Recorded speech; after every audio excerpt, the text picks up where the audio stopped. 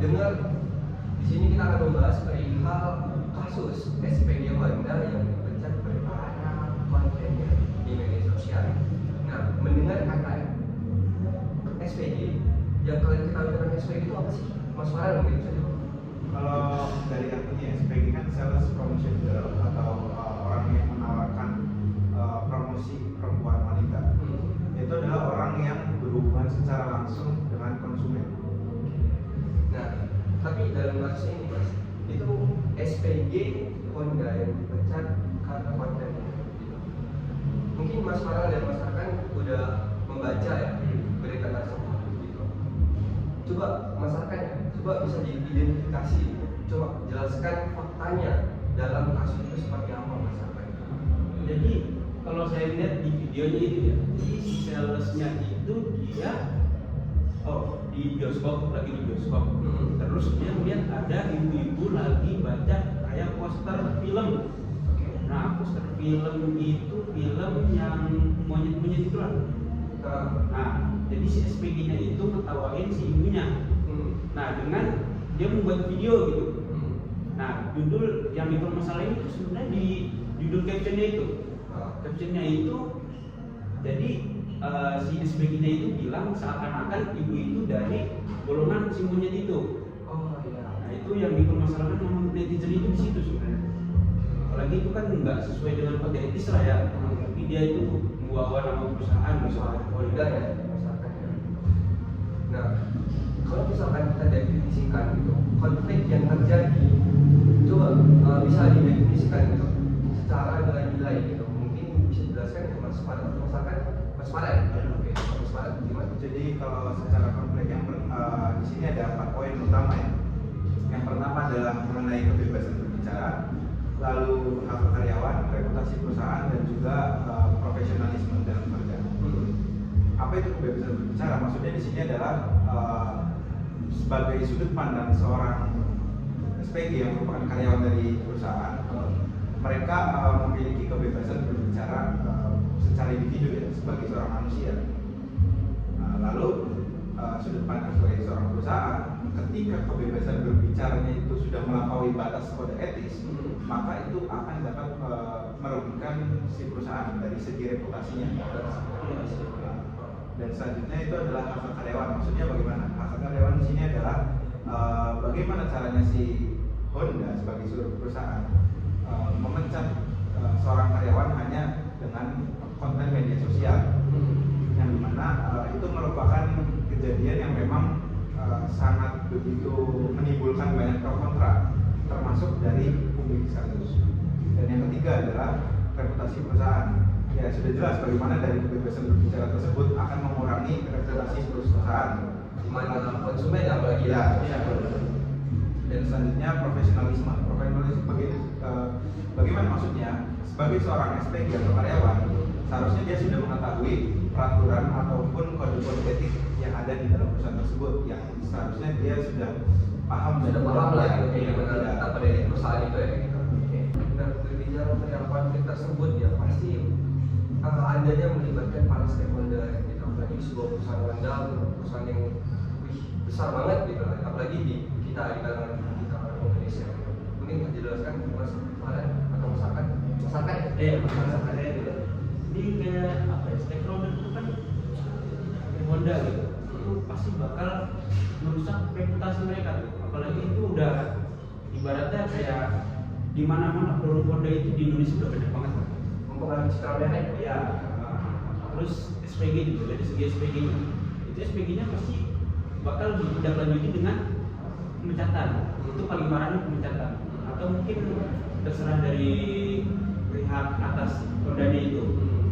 Terus dari pabriknya juga pasti kan namanya netizen ya, apalagi sekarang ini kan media sosial itu sangat berpengaruh dengan apa reputasi netizen Indonesia kacau banget sih, besar banget itu ya. Pasti nanti netizen berpikirnya ini Honda nih gimana nih tentang SPG-nya, nggak profesional gitu lah, udah jelek dan pasti. Nah tapi kalau misalkan nih aku tanya ke kalian, dengan adanya kasus ini, dengan adanya pemecatan, itu kira-kira adil nggak sih untuk pihak SPG atau dari pihak perusahaan itu menurut kalian adil atau enggak sih? Sebenarnya adil nggak adil sih ya. Dilihat dari segi SPG itu kan kita nggak tahu ya kondisi mereka ekonominya kayak gimana gitu kan. Takutnya dengan kebijakan itu mereka jadi pengangguran ada penghasilan kan. Cuman dari pihak Hondanya juga ya reputasinya bakal turun banget sih. Apalagi itu kan netizen Indonesia loh, bisa diblokir dari Indonesia. Ya, kalau Mas Farel menanggapi kasus tersebut dengan pemecatan SPG, coba Mas menilai dari Mas yang sebagai karyawan yang ada di situ, itu Mas gimana Mas? Kalau kita sebagai karyawan yang sudut pandang karyawan yang sudah jelas kita harus bisa introspeksi. Karena ketika kita bekerja dalam suatu lingkup perusahaan, maka kita seperti seorang layaknya tamu masuk ke dalam rumah. Kita harus tahu mereka punya peraturan, ya punya aturan dan kita harus mengikuti aturan mainnya dan seperti itu. Dan kalau konsekuensinya sudah dipecat, ya kita mau tidak mau harus menerima konsekuensi.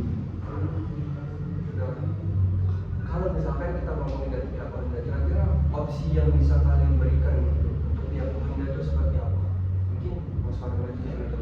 Kalau dari sudut pandang Honda di sini ada dua cara. Yang pertama itu adalah mengembalikan SPG dalam artian si SPG ini diberikan SP lah, atau surat peringatan. Sebenarnya tidak harus dipecat ya. Ya, tidak harus dipecat. Ya akan mendapatkan pelatihan lebih mengenai etika dalam bekerja.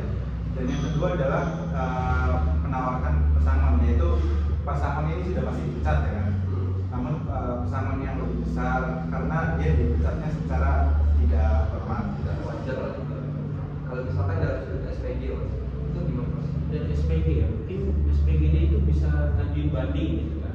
Soalnya kan itu ibaratnya kalau konten itu kan walaupun emang nanti bakal naik, tapi itu kan bisa dihapus dan bisa diperbaiki lagi mungkin dengan klarifikasi. Klarifikasi bener banget. Apalagi sekarang zamannya ya bisa Iya. buat sebuah konten gitu viral jelek di mata publik terus klarifikasi. Nah itu paling penting. Terus juga ada kayak kita berunding gitu sama kodenya.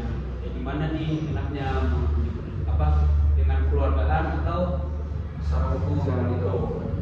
Nah, kalau di mata publik Mas Farel, itu kayak gimana opsi yang bisa diberikan? Maksudnya respon publik lah ya, seperti apa?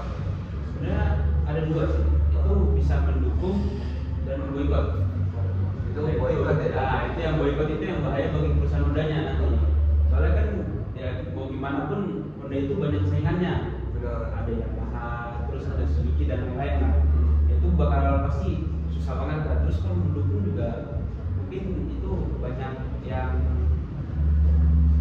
Nah, di sini Mas Farel mungkin sebagai tim ya dari sebuah perusahaan dari Honda, juga Mas bisa memberi saran gitu kepada pihak Honda mungkin atau pihak SPG atau pihak tim yang lainnya gitu atau pihak publik gitu atau untuk merespon sebuah isu. Coba Mas Farel bisa diberikan sarannya gimana?